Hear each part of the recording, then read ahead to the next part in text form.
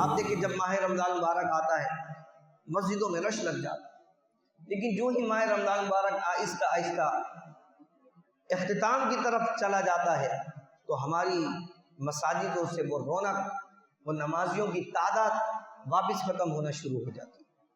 کیا رمضان المبارک کے مہینے میں ہی ہم پر نماز فرض ہوئی تھی کہ صرف ایک مہینہ تم نے نماز پڑھنا ہے؟ نہیں، اس میں تو صرف ایک مہینے کے لیے روزے فرض کیے گئے ہم پر کہ روزے تم نے اس مہینے کے اندر رکھنے۔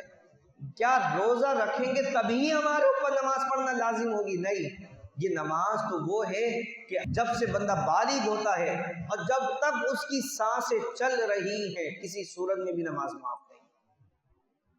ہر حال میں اللہ تبارک و تعالی نے نماز پڑھنے کا حکم، یہاں تک کہ مریض ہو، بیمار ہو جاؤ، اگر کھڑے ہو کے نہیں پڑھ سکتے فرمایا کہ بیٹھ کے پڑھو، بیٹھ کے نہیں پڑھ سکتے تو لیٹ کر پڑھو، لیٹ کے بھی نہیں پڑھ سکتے تو اشاروں سے جو ہے وہ نماز ادا کرو، اشاروں سے بھی نہیں پڑھ سکتے تو تصور کرو نماز کا اور نماز ادا کرو۔ اتنا حکم ہے نماز پڑھنے کا، اللہ اکبر۔ تو ہمیں چاہیے کہ ماہ رمضان مبارک کے بعد بھی اللہ تبارک و تعالی ہمیں نماز پڑھنے کی توفیق عطا فرمائے۔ آمین وآخر دعوانا ان الحمد للہ رب العالمین۔